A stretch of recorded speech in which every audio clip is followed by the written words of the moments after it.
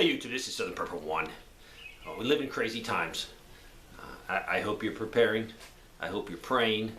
I hope you're not worrying or fretting or being depressed about what's going on. You are in this situation.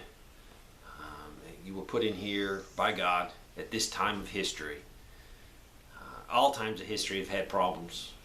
From the bubonic plague, World War I, II, I mean, turmoil, strife, war is nothing new. It's been going on. If you think about it, we actually have it pretty good. If you go back in history, anywhere in the world, the struggle to survive as a human is hard. Other nations would be attacking you, bandits would be attacking you. You would always have to be on our guard. So we actually live in a pretty good place, even though we have a lot of crime right now, a lot of shootings. Just turn the news on. We still have it pretty well. But I am concerned. I'm concerned about, I'll be honest with you, I'm concerned about China and Russia teaming up against the United States. I think it's what's going to happen. We're not going to be the top dog forever, and we will have to, we're going to have to confront them. They're going to confront us for that top position. I think that could be very messy, but we're not really talking about that today. I'm talking about, I'm concerned a lot of people put too much trust in the internet. They need information, they go, I do it all the time, I research things, I love it, but I think we need to get back to old school and physical books.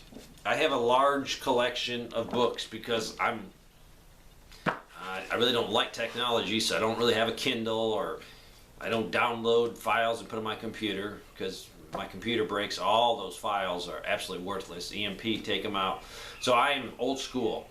So I want to recommend some books because I'm very concerned because a lot of people I even know don't have books. They just have everything downloaded. These are two books I'm going to recommend to you. Excellent homesteading, preparedness, end of the world books that you need to have. Now, if you don't have any books at all under the subjects of basic country living, these are the ones I would recommend. First of all, you have the Encyclopedia of Country Living, excellent. And then you have Stories, Basic Country Skills. These two are excellent. I think if I had to buy one, I would go with this one. You might have a buddy that's into prepping. You guys do a lot together.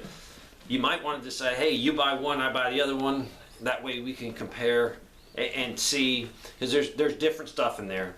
But I think this is a little bit better because there's less pictures. There's fine print, so you might need your reading glasses, but it's just chock full of information.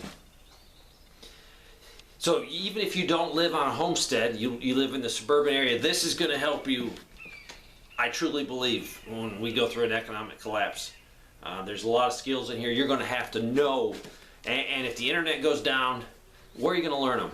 If you think back 100 years ago, 200 years ago, those people know so much more. Yeah, we can use technology better. We can get all kinds of facts better because we can use a computer, but when it comes right down to it, who could actually survive? A guy and a gal 200 years ago, or give me a 25-year-old guy or gal today. They couldn't survive a couple days out in the woods if it was bad weather. So, my recommendations, either one of these, I'm leaning at this one. I'll put a link to it. Start gathering books, physical stuff. If you got some information on the internet that you really need, and print it out, write it down.